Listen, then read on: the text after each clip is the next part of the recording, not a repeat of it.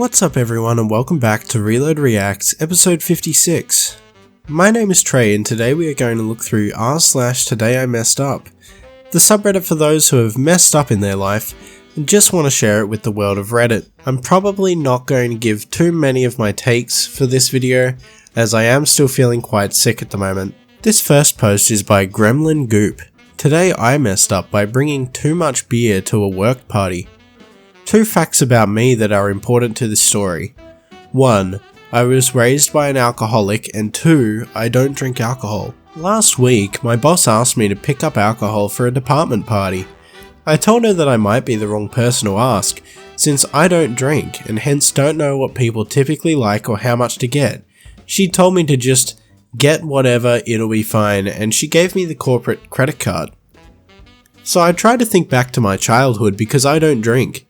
I never hung out at bars in college, and the only measure I had regarding how much people drink was based on my dad. I remember that it was usually by beer number 6, Dad turned into a pretty cheerful guy. This was so prevalent in my life that my brother and I called it the 6 beer smile. Note, my dad would not always stop at 6.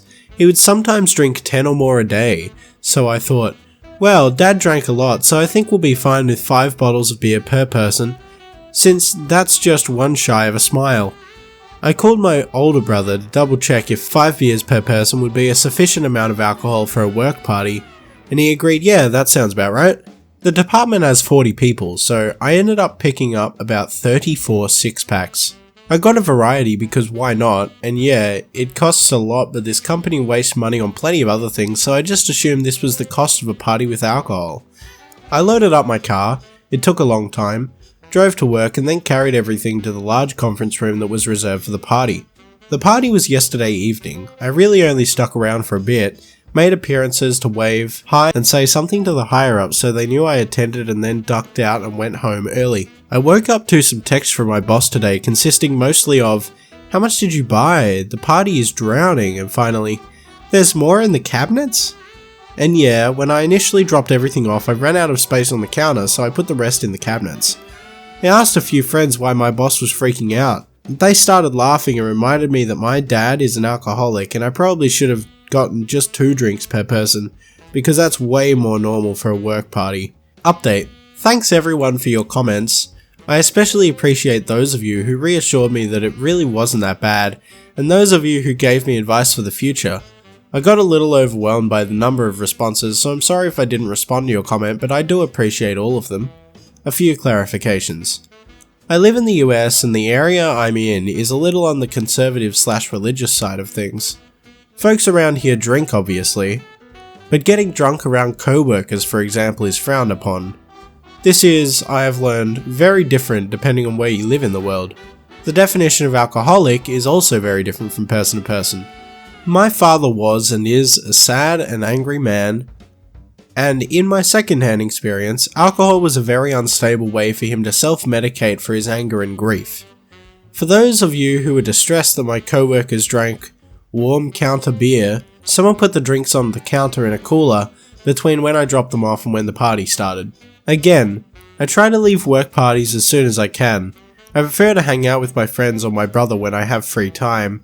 It turns out, party was a misnomer from my boss, and as someone suggested in the comments, it was more of an after-work social gathering where the intention was that people could drop in and out or stay for a while. Anyways, I was the first in the office. My boss, let's call her Kathy, came in a little fired up though, so thank you Redditors who gave me some good responses to her. First, Kathy asked why I didn't respond to her texts, and I told her that I don't check work texts on the weekend. Then she asked what I was thinking getting so much expensive alcohol, and I said, as many suggested, I told you I don't drink and I didn't know how much to get, so I wanted to make sure there was enough and that there was a good variety available. I held out the corporate card for her to take back and she took it and went off to her office and shut the door. A few folks stopped by my cubicle to tell me the party was fun and I should have stuck around. Word clearly got around that this was my doing because one guy told me I should always be the one who brings the drinks. Kathy's door stayed shut all morning. I started getting a little anxious because, cost aside, it just sounded like everyone had a good time. So I figured F it. and I went to my boss's boss, let's call him Brian, to see if everything was okay. According to Brian, everyone thought the random assortment of beer was pretty great. After I left the party, which was soon as possible, that was when they figured out that there was a bunch of different stuff in the cooler. One person started digging until they found something they liked, which encouraged more people to do the same. Brian said it was funny when someone opened the cabinets and yelled, "There's more!" which I admit is kind of funny. I told Brian that Kathy seemed really upset about the whole thing. According to Brian, Kathy was pretty upset on Friday and kept apologizing about how much I overspent. I told him that I didn't even know there was a budget, and he just laughed at that. I found out then that the budget was around $100 for drinks. I spent $440. I gave Brian the same short explanation I gave Kathy. I don't drink and I wasn't sure what or how much to get. I asked Brian if he wanted me to return any unopened six-packs, and Brian told me not to worry about it and said he'd talk to Kathy. On a different but still related note, some of you said my brother's response to me was hilarious, and some of you said it was really concerning, and I honestly agreed either way. I called my brother when I got home from work and we had a really good talk. It turns out he didn't think my question was serious and his answer was sarcastic. So when I told him the whole story, he thought the situation was pretty amusing. We also had a talk about the impact of Dad's drinking on both of us. I'm not going to go into a ton of detail, but he reassured me that nowadays he only drinks with friends, and even then not very often. I made sure he knows that if he ever needs to talk, I'm here for him. That was a pretty sweet story actually. Top comment reads, "I'm probably the wrong person for this, boss." Nah, it's fine. Proceeds to be the wrong person for that. "I don't know, it sounds like you did great. Bet the party was a blast, lol." Yeah, you did warn the boss. You did warn Kathy, you know. This next post is by Temimi Kite. "Today I messed up by not realizing my neighbors have a Ring doorbell. So the lady that lives next door just came by to thank me for giving them a giggle. The FedEx guy, I accidentally slandered our mail lady, accidentally delivered a package for them to my house, and of course I was going to go drop it off. It's like 30 steps round trip. Well, I overthink everything.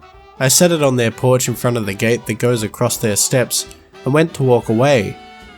Then I was like, oh, but I'm not sure if they're actually home right now, so what if they go to leave the house and knock it down the stairs with the gate? That wouldn't be very fun, and I'd feel awful if whatever's in the box is broken. So I picked it up and moved it to the other side of the gate. But then I realized it was getting dark, and I didn't want them to open the gate and trip over it. So I picked it back up. I want to avoid bothering them. So coming back later when I see or hear, because she's a balky girl, the dog let out, is absolutely out of the question. At this point, I'm just holding the package and walking up to the porch and stepping back to try and gauge where the street light would hit their porch when it kicks on. Eventually, I settle on a good spot and half run home because thank goodness nobody's ever going to see this. Well, after asking what the neighbour meant by that, she explained that it was really funny to see me basically just walking in circles, especially if you sped up the footage by a bit. She showed me the footage. I do in fact look like an idiot, but it is in fact kind of hilarious. At one point it even kind of looks like I'm waltzing with the box. Edit to add a couple things. First of all, I don't have the footage. My neighbour showed it to me on her phone. I didn't tell her not to post it anywhere. But my face also doesn't hide what I'm feeling, so I'm pretty sure she could see that I wasn't comfortable with the whole thing. Second, due to pressure from random people in the comments, I've written her a note to see if she does plan on uploading it anywhere. If she does end up posting it, I'll add the link to this post. But as for right now, I'm keeping my physical self off of Reddit, as I do enjoy the fact that nobody here knows what I look like. Just another edit because someone DM'd me that this is definitely going to end up in a Smosh video. You're one of the good ones. Thanks for considering that much. Don't feel like an idiot, lol. I'm the same with behaviour like this and I feel lonely. This next post is by MadeUpName230. Today I messed up by accidentally reprogramming the Call Mickey mouse button on the Disney Store phone to automatically call my dad at work. When I was about 15, I was at a Disney store in a mall and one of the features was a phone that you could call different Disney characters from and then have a fake/pre-recorded conversation with that character. While I was using it, I noticed the cover was loose, and when I picked it up I saw it was just a normal phone underneath. So I did what any dumb A kid would do and dialed my dad's work number and said hi. I didn't mention I was at the Disney store or the way I had called him. He was mildly annoyed and the short call ended. If only he knew what was coming. In actuality, by dialing his number, I had unknowingly reprogrammed the Mickey Mouse button to call my dad at work. So I walk away and go about my afternoon. Important to note, this was early 1990s and very much pre-cell phone, meaning until I got home several hours later, there was no way to contact me. And over those few hours, every few minutes my dad's work phone would ring and a cute little kid would say to my dad, "Does Mickey have a message for me?" Well, the first few times my dad was just confused and hung up, but it didn't stop.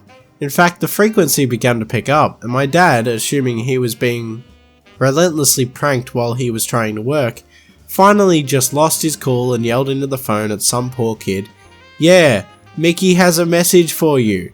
F off." Needless to say, the call stopped. I assume someone reported that to the store and they got it sorted. But when he told me the story later that evening, I just burst out laughing. Then I explained everything. It would be a lie to say he immediately saw the humour in it, but he certainly does now. Top comment reads, "Please tell me your dad worked in a cubicle and the whole office floor heard that." This next post is by Ashy190_O. Today I messed up by trying to flirt with a guy at the gym and ended up in a full-blown CPR situation. So this happened yesterday and I'm still cringing so hard I might never step into that gym again. I22F recently started going to this new gym, and there's this insanely cute guy who works out around the same time as me. I've been trying to figure out the courage to talk to him for a couple of weeks. Yesterday, I finally decided it was time. I saw him doing deadlifts and I thought, okay, casual compliment, ease in. So I walked by, smiled and said, "Your lats are majestic." WTF, majestic? What was I thinking? I don't know why I said that. I meant to say you're lifting a lot, or nice form, or literally anything else. He looked confused, said, thanks? And I panicked and decided to just walk away and die in the locker room, while trying to speed walk away in embarrassment. I tripped over a medicine ball someone left in the way, my face planted into the floor, and I knocked the wind out of myself so hard I couldn't breathe for like 20 seconds.